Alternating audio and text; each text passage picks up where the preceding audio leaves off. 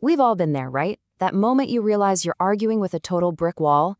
Well, today we're going to dig into why that wall is often built with the strongest, most unshakable confidence, even when it's completely, utterly wrong. This is the paradox of unearned certainty. You know exactly the feeling I'm talking about. You're in a debate. You've got the facts, you've got the logic, but the other person, their confidence is just bulletproof. Even though you can clearly see they're wrong, it's so frustrating. But as it turns out, you're not just dealing with plain old stubbornness. You're actually witnessing a specific psychological phenomenon. Yep, that's right. That incredibly frustrating feeling, that very specific kind of confidence that seems to come from nowhere, it actually has a name. Science gives us a way to understand what is really going on in those moments. It's called the Dunning-Kruger effect. It's a real, documented cognitive bias where people with low ability in a certain area tend to seriously overestimate their own skill. Basically, and this is the key part, they are too incompetent to even recognize their own incompetence. It's not really arrogance, it's more like a genuine, massive blind spot. And this all leads to a really fascinating paradox. Just think about something like grammar. To be good at grammar, you need to know the rules, right? But those same rules are what allow you to look at your own writing and spot your mistakes. So if you don't know the rules in the first place, you're not only going to make errors, but you are fundamentally unable to even see them. That's the heart of the problem right there. So, what's causing this blind spot? What's going on under the hood?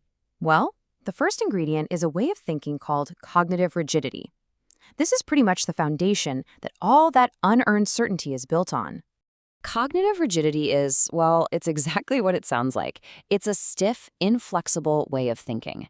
People who are in this state find it really, really hard to entertain new ideas, to change their mind when new info comes along, or to even see the subtle complexities in an issue.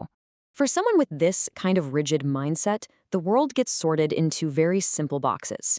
Things are either good or bad, right or wrong, smart or stupid.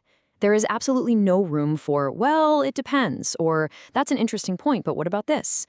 It's a very clean, very simple, and ultimately a very limited way of seeing reality.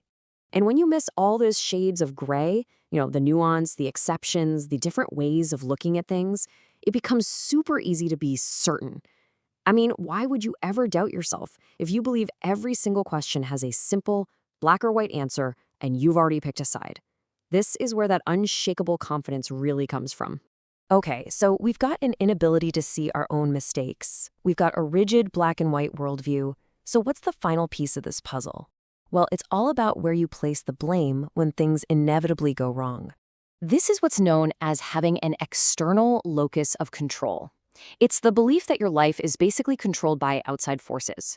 So if you fail a test, it's because the teacher was unfair. If you don't get that promotion, it's because the boss plays favorites. It's never about your own choices or your own abilities. It's always, always someone or something else's fault. And this is where we can see two totally different ways of thinking clash. With that external locus, you get a constant pattern of blame and avoidance. I mean, think about it. Why would you ever try to improve if you truly believe you have no control anyway? But with an internal locus of control, now you have the foundation for growth. When you take responsibility, you open yourself up to self-assessment, to learning, and to actually getting better. So let's connect all these dots. These three psychological concepts, they don't just exist on their own.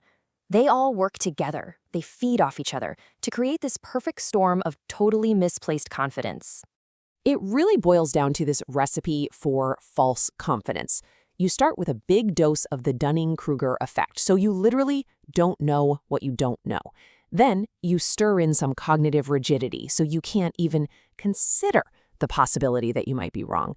And you top it all off with an external locus of control. So if you fail, hey, it's always someone else's fault. That right there is the engine that drives unearned certainty.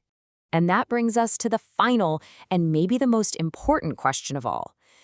It's really easy to spot this stuff in other people, but the whole point of the Dunning-Kruger effect is that it's a blind spot. The real challenge isn't just seeing it in someone else across the table. It's about building the self-awareness to ask ourselves, where might I be 100% certain, but 100% wrong?